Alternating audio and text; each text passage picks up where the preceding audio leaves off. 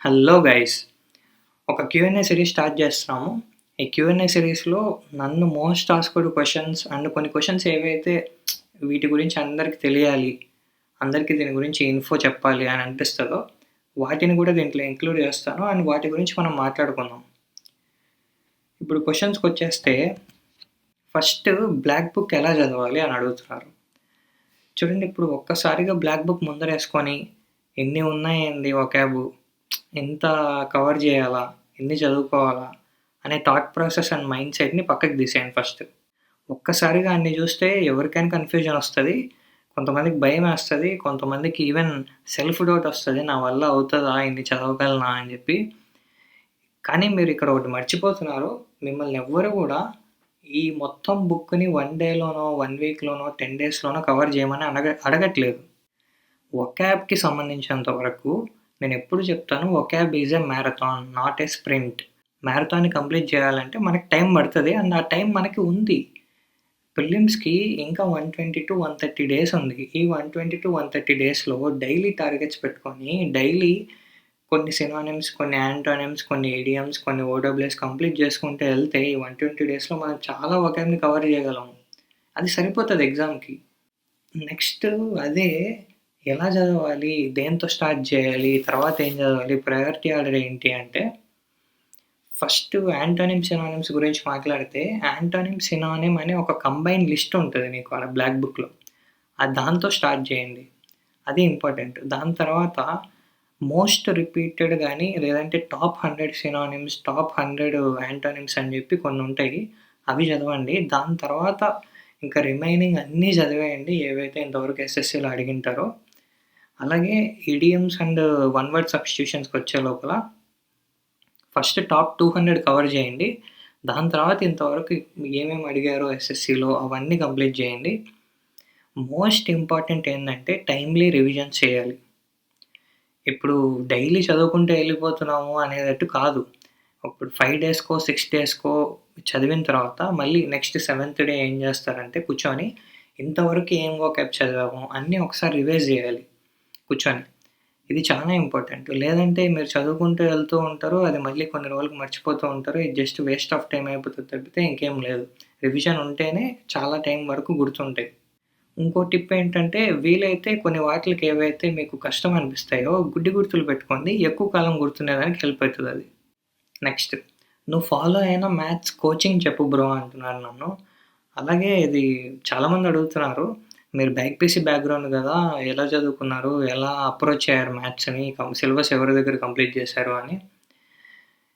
నా journey towards SSC అనేది complete unexpected. నేను కావాలని ప్లాన్ చేసుకొని వచ్చింది కాదిది. నేను నా గ్రాడ్యుయేషన్ 2024 మేలో అయిపోగొట్టేసాను. నా ఫోర్త్ ఇయర్‌లో ఉన్నప్పుడే నెక్స్ట్ ఏం జేయాలి అని నేను ఎంబీఏ చేద్దాం అనుకునేన్నాను నా ఫోర్త్ ఇయర్‌లో. అప్పుడు ఎంబీఏ కోసం అని జెప్పి ఎగ్జామ్స్‌కి ప్రిపేర్ అయితూ నేను మ్యాథ్స్, అర్థమెటిక్ చదువుకునేవాడిని. ఇప్పుడు ఆ అర్థమెటిక్‌కి నేను ఎంబీఏ ఓరియెంటెడ్ క్లాసెస్ ఏవైతే ఉంటాయో, ఎంబీఏకి సంబంధించిన సార్లు ఎవరైతే చెప్తూ ఉంటారో వాళ్ళని ఫాలో అయ్యాను. కానీ మీరు సీజీఎల్‌కి సీజీఎల్ సార్లనే ఫాలో అవ్వాలి. ఏంటి సేమ్ సిలబసే గదా! అంటే అవును, సేమ్ సిలబసే. ఎంబీఏకి సేమ్ సిలబసే, మ్యాథ్స్‌కి, సీజీఎల్‌కి సేమ్ సిలబసే. కానీ వాడు అడిగే తీరు ఏదైతే ఉంటదో అది మారుతది. నీకు ఎంబీఏలో వాడు చాలా కాన్సెప్ట్ టెస్ట్ చేస్తాడు. నువ్వు ఇంతవరకు అలాంటి క్వెషన్‌లు చూడవు. అలాంటి క్వెషన్‌లు తీసుకొచ్చి పెడతాడు. కానీ సీజీఎల్ అలా గాదు. సీజీఎల్‌లో చాలా టైప్స్ నువ్వు కంప్లీట్ చేస్తూ, పీవైక్యూస్ కంప్లీట్ చేస్తూ పోవాలి. ప్రాక్టీస్ చేస్తూ పోవాలి. నీకు ఇంకా నువ్వు ఆల్రెడీ చూసిన టైపే మళ్ళీ చూస్తావు ఎగ్జామ్‌లో. ఇది సీజీఎల్ ఫార్మాట్. ఇప్పుడు నేను మీకు ఆ సార్ల గురించి చెప్పి, మీరు ఆ సార్ల వీడియోలు చూడడం అనేది అసలు కంప్లీట్‌లీ ఇర్రెలెవెంట్. అందుకే నేను వాళ్ళ గురించి ఎక్కువ డిస్క్లోజ్ చేయట్లేదు. ఇప్పుడు ఏం చదువుకుంటున్నావు అంటే, నేను ట్రిగ్నోమెట్రీ అండ్ ఆల్జీబ్రా సరిగ్గా చదువుకోలేదు. అసలు బేసిక్సే తెలియవు నాకు. అలానే ఇంకొన్ని టాపిక్స్ ఉన్నాయి. ఆ టాపిక్స్‌లో మధ్య మధ్యలో కొన్ని టైప్స్ గురించి నేనెప్పుడు చూడలేదు. కొన్ని టైప్స్‌లో నేను వీక్ ఉన్నాను. అలాంటి ఏవైతే ఏరియాస్ ఉన్నాయో గ్రే ఏరియాస్ అవన్నీ నేను చదువుకుంటున్నాను. ఇప్పుడు ఎవరి దగ్గర చదువుకుంటున్నాను అంటే గగన్ ప్రతాప్ సార్ వీడియోలు చూస్తున్నాను. మీరు ఆ సార్‌నే ఫాలో అవ్వాలి అనేది అవసరం లేదు. మీకు ఎవరితో అయితే కనెక్ట్ ఫీల్ అయితదో, ఎవరైతే మీరు మీరు చెప్తున్నారు అని ఫీల్ అవుతున్నారో, ఇతను చెప్తున్నాడు అని వాళ్ళనే ఫాలో అవ్వండి. చాలామంది బానే చెప్తున్నారు బయట మార్కెట్‌లో సార్లు మ్యాథ్స్. సో మీకు ఎవరితో బాగా అనిపిస్తుంది, ఎవరు చెప్తే బాగా ఎక్కుతుంది అనేదే ఇంపార్టెంట్ అన్నిటికన్నా. నెక్స్ట్ యాంటోనిమ్ సినానిమ్ సిరీస్ ఏమైంది అని అడుగుతున్నారు. నేను తొందరలో తీసుకున్న డెసిషన్ అది యాంటోనిమ్ సినానిమ్ సిరీస్ అనేది.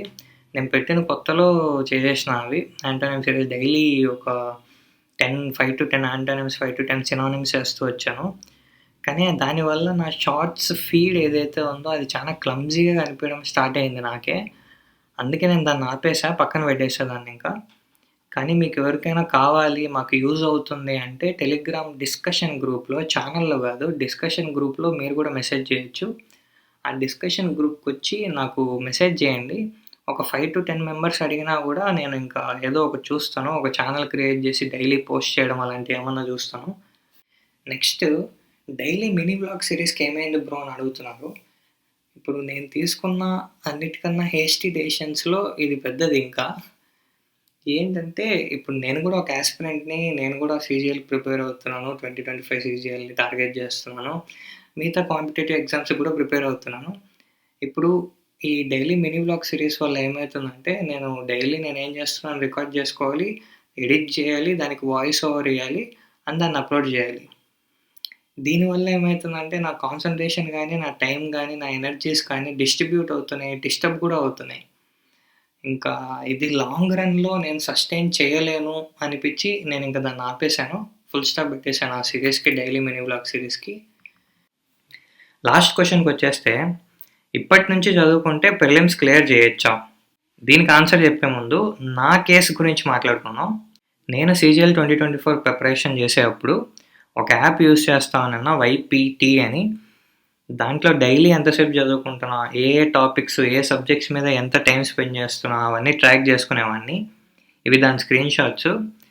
మేలో స్టార్ట్ చేశాను, అప్పుడే నా గ్రాడ్యుయేషన్ కూడా అయిపోయింది. కొంచెం లైట్గా చిల్ అవుతూ ఏం చదువుకుంటాంలే, ఇప్పుడే కదా గ్రాడ్యుయేషన్ అయిపోయింది అనే ఒక యాటిట్యూడ్ ఉండే.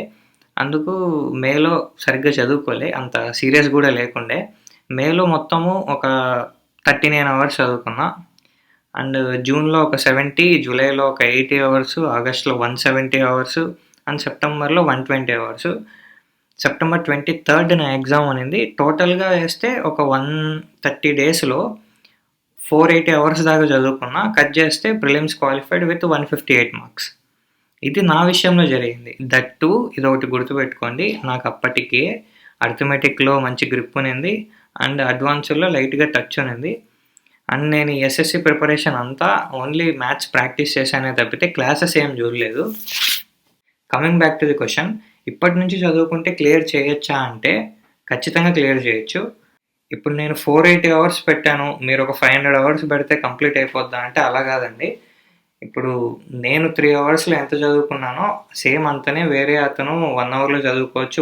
ఇంకొకరు ఒక 6 అవర్స్లో సేమ్ నేను 3 అవర్స్లో ఎంత చదువుకున్నానో అంతే చదవచ్చు. అండ్ నేను ఒక 10 days గుర్తుపెట్టుకుంటే ఇంకో అతను అది 5 days వరకే గుర్తుపెట్టుకోగలరేమో, ఇంకొకరు ఒక 30-40 days వరకు గుర్తుపెట్టుకోగలరేమో. ఇక్కడ రిటెన్షన్ పవరు అండ్ మన గ్రాస్పింగ్ పవర్ మీద కూడా డిపెండ్ అయి ఉంటుంది. మీ కేసు ఏంటో మీకే అర్థం అవ్వాలి, మీకే ఒక ఐడియా ఉంటుంది మీరు ఎంతవరకు గుర్తుపెట్టుకోగలరు, ఎంత టైం తీసుకోగలరు. ఇక్కడ హార్డ్ వర్క్ మ్యాటర్, ఎంత వర్క్ పెడుతున్నారు, ఎంత సిలబస్ కవర్ చేస్తున్నారు, ఎంత దూరం మీ జర్నీని తీసుకెళ్తున్నారు అనేది కూడా ఇంపార్టెంట్. మెయిన్ ఏంటంటే కన్సిస్టెంట్గా హార్డ్ వర్క్ చేస్తూ, ఏ విషయంలో కూడా కాంప్రమైజ్ కాకుండా ప్రతి ఒక్క టాపిక్ని కంప్లీట్ చేస్తూ గట్టిగా చదవండి, ఖచ్చితంగా క్లియర్ అయిపోద్ది 2025 ప్రిలిమ్స్. నెక్స్ట్ మాక్ టెస్ట్ ఎలా అటెంప్ట్ చేయాలి అండ్ దాని స్ట్రాటజీ గురించి అండ్ 100 days ప్రిపరేషన్ స్ట్రాటజీ గురించి వీడియోలు అనుకుంటున్నాను. మీకు ఏమన్నా ఐడియాస్ ఉంటే మెసేజ్ చేయండి. టెలిగ్రామ్లో మన డిస్కషన్ గ్రూప్ ఉంది, అక్కడ కూడా మెసేజ్ చేయండి. ఏమన్నా మంచి క్వశ్చన్స్ ఉన్నాయి, అందరితో డిస్కస్ చేయాలి అనుకుంటే నెక్స్ట్ Q&A సెషన్లో దాన్ని ఇంక్లూడ్ చేసి అందరితో దాని గురించి మాట్లాడతాను. And that's it. ఈ వీడియోకి ఇంతే. Thanks for watching.